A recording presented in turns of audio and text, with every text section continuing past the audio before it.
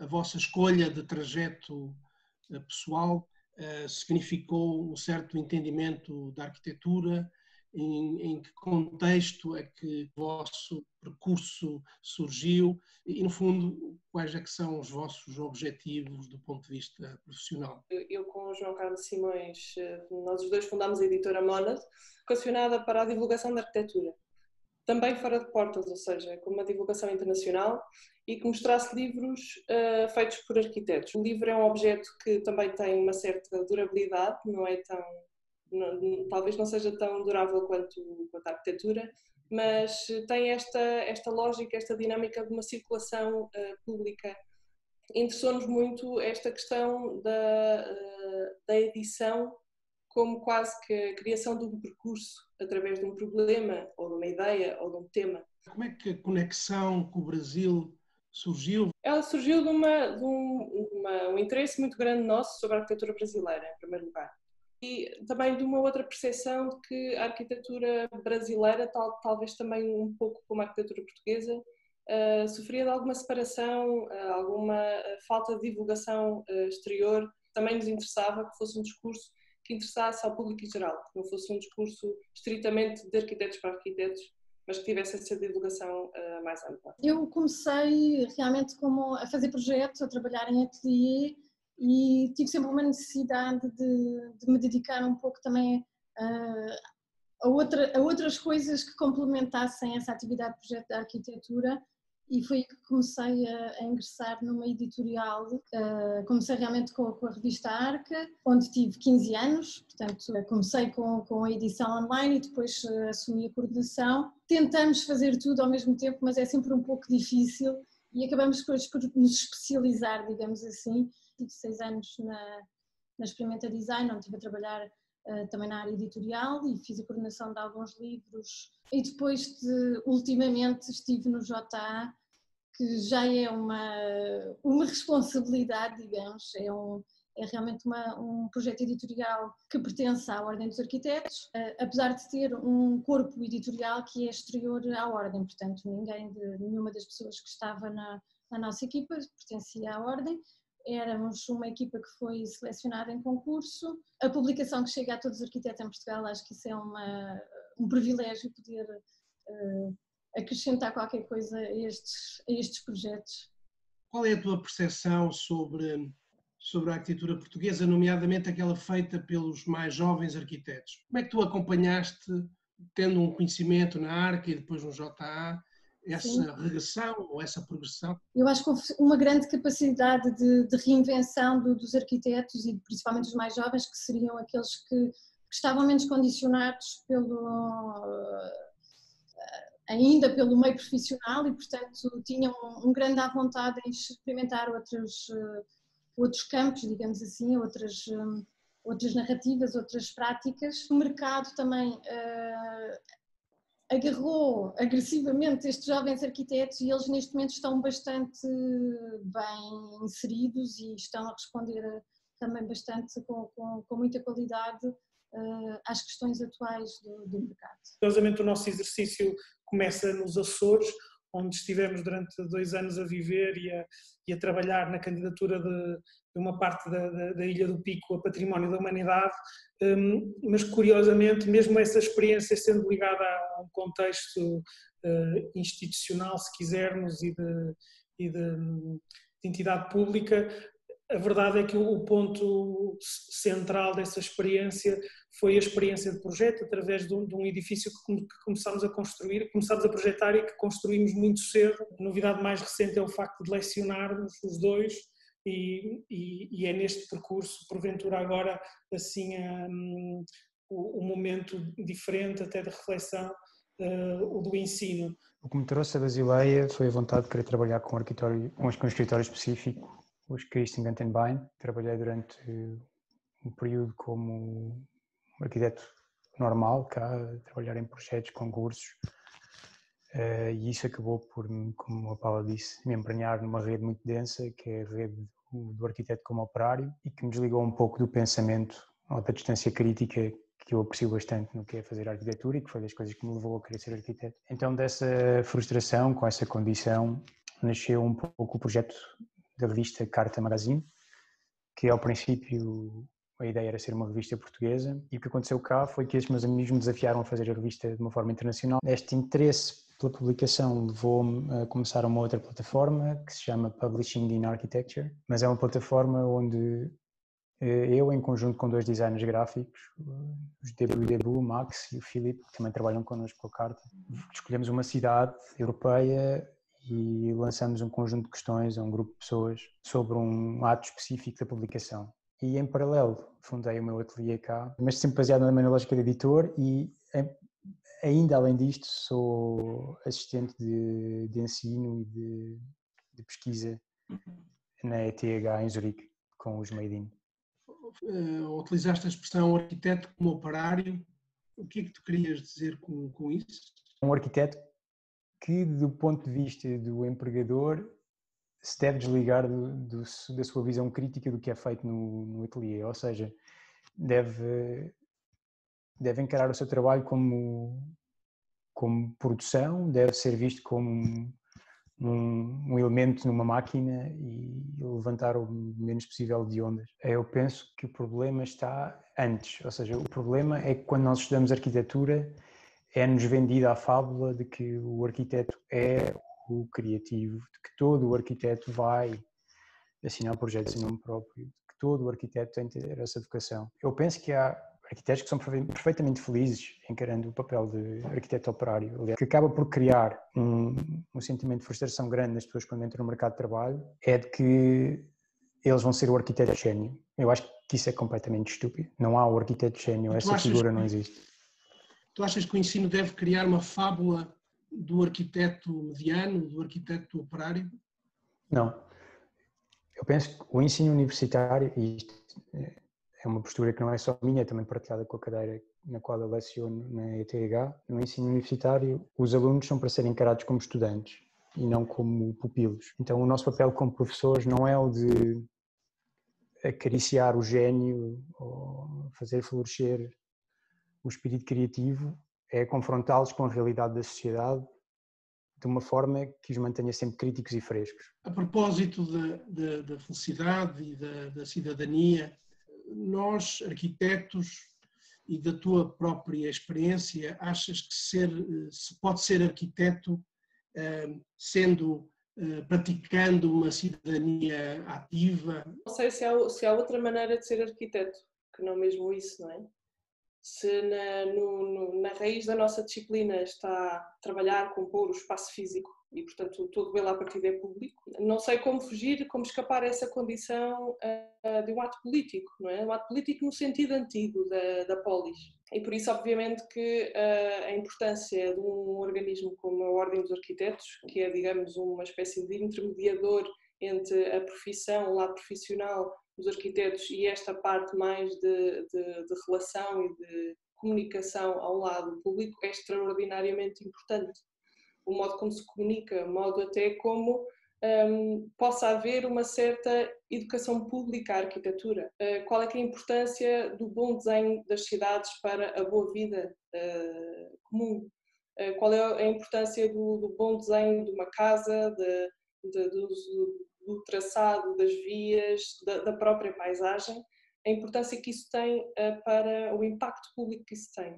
Mas tu achas que, de facto, nós temos ainda de comunicar para o público, de explicar ou de fazer entender ou de alguma forma descrever ou de seduzir o público e os utentes da cidade para o bem que é a arquitetura, para o bem comum que é a arquitetura? A comunicação com o mundo exterior, digamos assim, ainda está muito aquém daquilo que devia ser. A Ordem dos Arquitetos tem aqui um papel muito importante como intermediário. Os próprios profissionais às vezes não se revêem na Ordem, não se conseguem rever na Ordem, mas acho que também não será só a culpa da Ordem, também é a culpa da própria profissão que não se une, ou seja, esta tal nossa especialização, que cada um que acaba por abranger um determinado campo da arquitetura, aqueles que se dedicam mais ao projeto, outros que se dedicarão então mais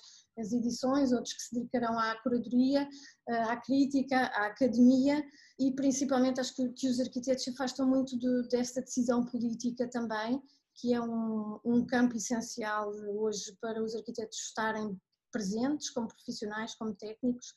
A discussão política e pública tem que ser uma das vertentes da arquitetura e do arquiteto enquanto profissional.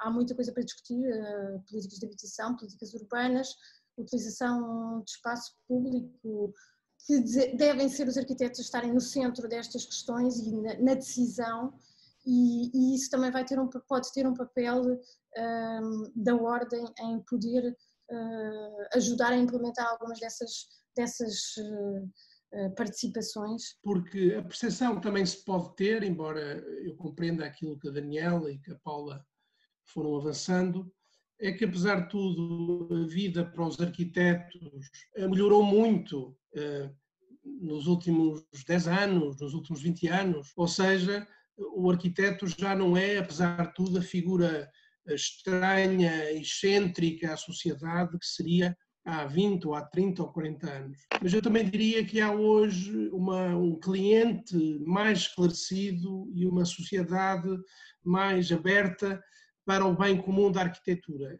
Eu não sei o que é que tu achas sobre esta leitura mais benevolente.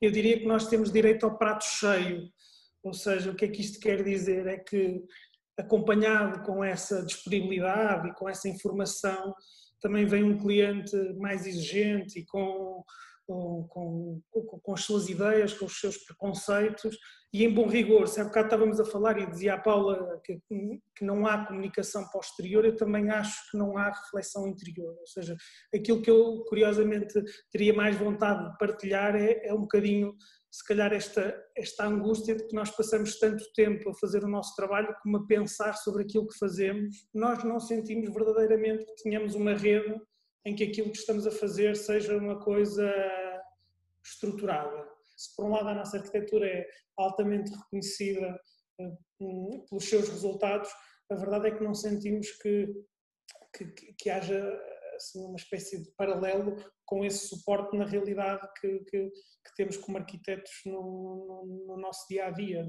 de vivermos numa posição confortável e de reconhecimento. Talvez seja possível que a Ordem dos Arquitetos, ao mesmo tempo que se admita que, obviamente, a arquitetura e a prática da arquitetura têm uma componente competitiva, no sentido em que é uma profissão liberal, é possível, apesar de tudo, haver um enquadramento público e do bem comum, e eu gostava de perguntar se essa utopia que tu colocas e de alguma forma projetas é exatamente, pode ser entendido como o tal bem público, comum. De uma forma muito rápida, sim. O que a arquitetura pode trazer bem de bom e que toda a gente pode de alguma forma perceber. E digo toda a gente, mesmo toda a gente. A utopia a este nível não é específico ou não é algo que é único ao arquiteto. E é a este nível que eu gostaria de comunicar a arquitetura. Não de uma forma didática ou escolástica de dizer a arquitetura boa é isto, isto e isto. Antes, não oferecer respostas, mas promover a arquitetura que levanta questões. E aí a discussão do estético é completamente posta de lado, porque eu penso que é muito aí que existe o choque em Portugal. Há uma ideia do que é bom, há uma ideia do que é mau, e depois toda a gente tem uma ideia diferente do que é bom e do que é mau, mas toda a gente tem uma ideia do que é bom e do que é mau. E penso que é aí que se perde este poder de possível cooperação que os arquitetos em Portugal poderiam ter. Qual é que é o destino, se pode haver algum, tendo em conta esse lastro de prestígio que existe para a Ordem dos Arquitetos? Como é que a Ordem dos Arquitetos pode ajudar à tua atividade? Há uma coisa muito importante que a Ordem tem que fazer, que é a tal comunicação com o público e com os não arquitetos. Há uma linguagem dos arquitetos, se calhar até da própria Ordem, que é preciso rever. Há pessoas que têm interesse nas publicações e depois dizem que leem os artigos e que não entendem, não conseguem entender às vezes os contextos, porque acho que nós somos muito fechados no nosso meio. Entendemos-nos, falamos todos a mesma língua, mas não falamos o português que possa ser um bocadinho mais abrangente. Eu acho que isso é muito, muito importante, nós conseguirmos ter uma linguagem que possa realmente ser comum aos não arquitetos.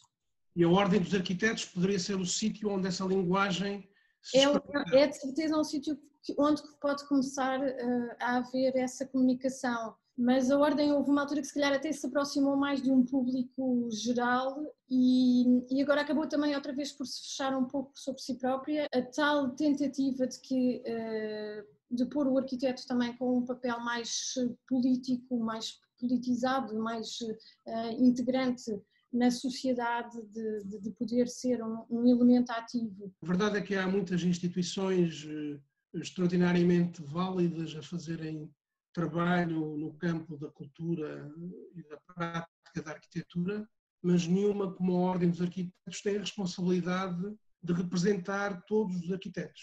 Desse ponto de vista, eu diria que as instituições que estão no terreno e que têm ganho grande proeminência e grande interesse, não ocupam um espaço que será, do meu ponto de vista, fundamental na Ordem dos Arquitetos, que é de facto da representação de todos os arquitetos, independentemente da sua idade, da sua região ou do seu estilo ou gosto pessoal. Não é? A Ordem, o que não pode ser é algum grupo de facção, não pode realmente representar apenas alguns. E tem de nos falar da arquitetura com A grande. Uma arquitetura que até se expande bastante além do que é a arquitetura portuguesa, do que é o arquiteto português, para se realmente atingir esse núcleo do valor da arquitetura na construção social e na construção da cultura. Mas creio que o que não está a funcionar atualmente é esta ideia de consolidação entre arquitetos, entre pares e esta comunicação para fora da arquitetura.